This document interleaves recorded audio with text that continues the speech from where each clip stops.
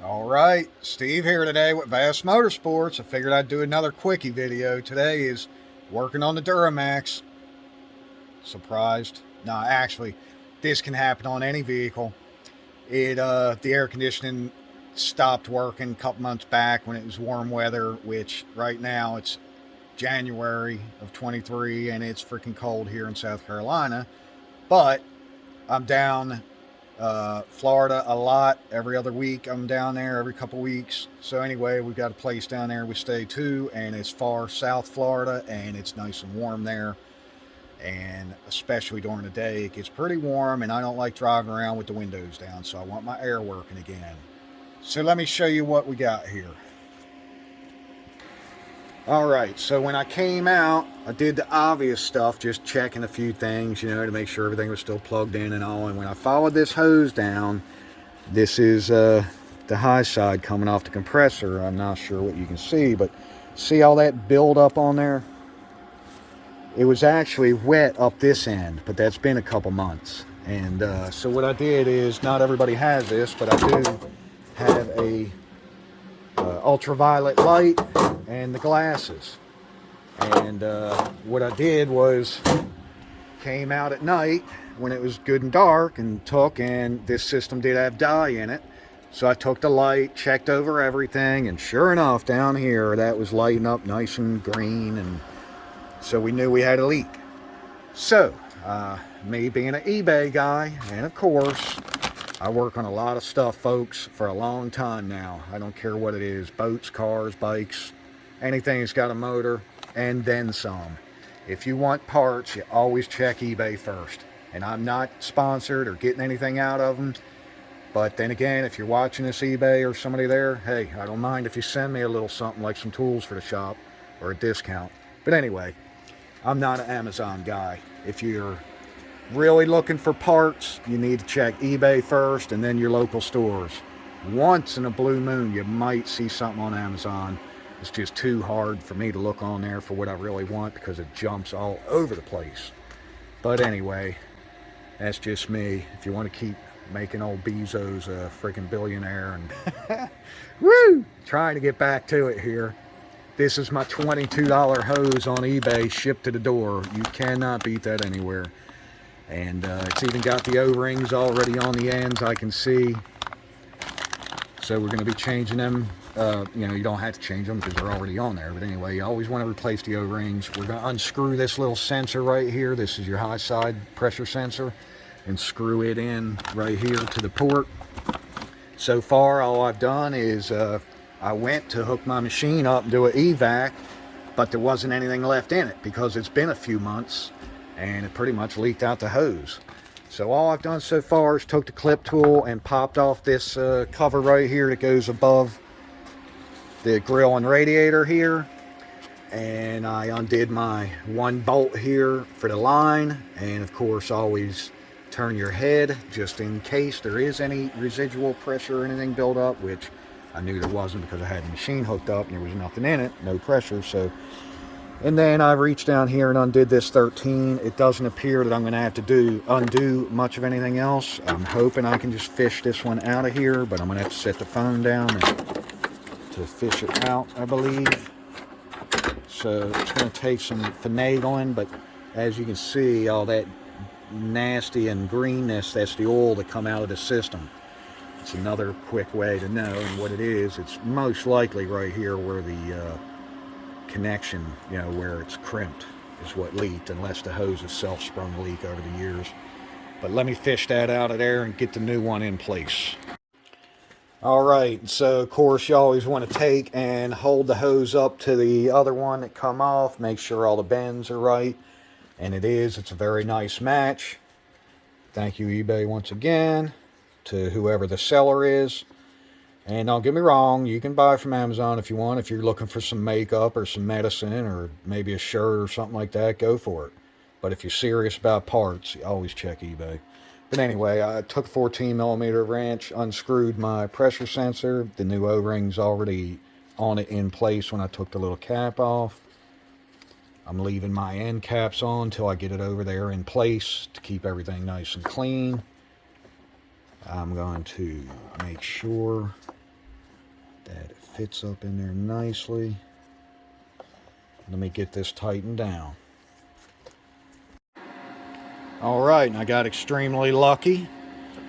Not every application will be this simple. You may have to disassemble a lot of stuff, but I got lucky on this one.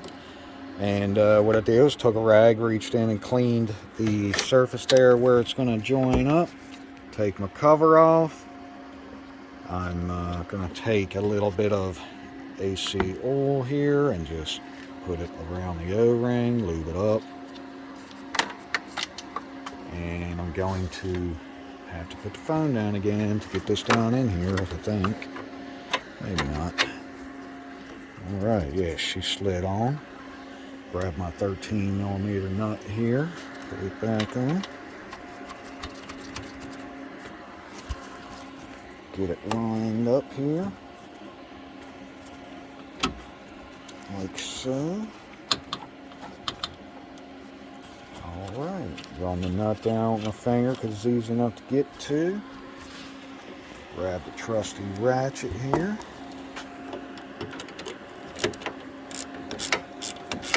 Run it down. Nice and snug. Give it a good little torque, like that many foot-pound right there. Boom. That's it. Let's get this other end on. Alright, tuck my rag and wipe that surface clean. Pull the little end cap off this one. Take a little dab of oil, AC oil. Put it on the O-ring there just to get it lubed up. And pop her into place.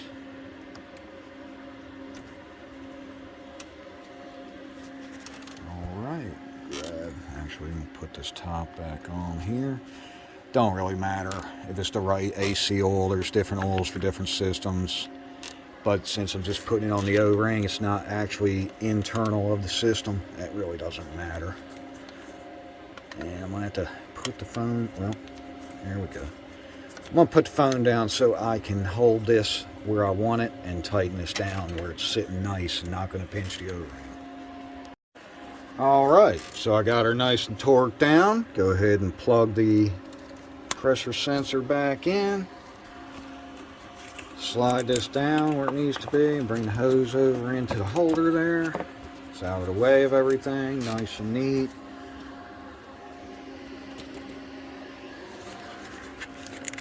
Make sure she ain't gonna rub on anything down in there. Alright, so that part's done. Now, I did have to pop the headlight out to get it fed up in there, even though it let me slide it out the first time. Instead of undoing the air box and all that, I just popped the headlight out and that was good enough. Now I'm going to open my valves again on the AC machine. And we're going to pull a vacuum on it to get any of this atmosphere out of the system because I just had it open. So we're going to hit the reclaim and let her do her job. We'll check back with it in a little while. And then once she pulls good vacuum, she'll be ready to put the charge in. And I'm going to go ahead and put my cover back on the top here. Alright, so now I got the machine. I already pulled a vacuum for a while and now I'm charging. And it's kind of slow because it's very cold out today. Holds 0.82 kilograms. Or I think 1.8 pounds, but I got the machine set on kilograms, so I always go with that. May need to reach in and start it up. It's pumping out of the recycling tank right now, and it doesn't have much in it. That's why, like I say, as cold as it is today, it's not wanting to just push it out. The virgin tank here has an actual heater blanket on it, so it heats the tank up. That's probably going to tell me, yeah, wants to go on over. So what we'll do is hit it like that. Now I should have switched over to the virgin tank, hopefully, because that one will push it in a little better. But I'm still going to reach in and fire it up and turn the air on because I hear it out there again beeping. It's going to beep if it registers that the Freon is not flowing fast enough or not at all.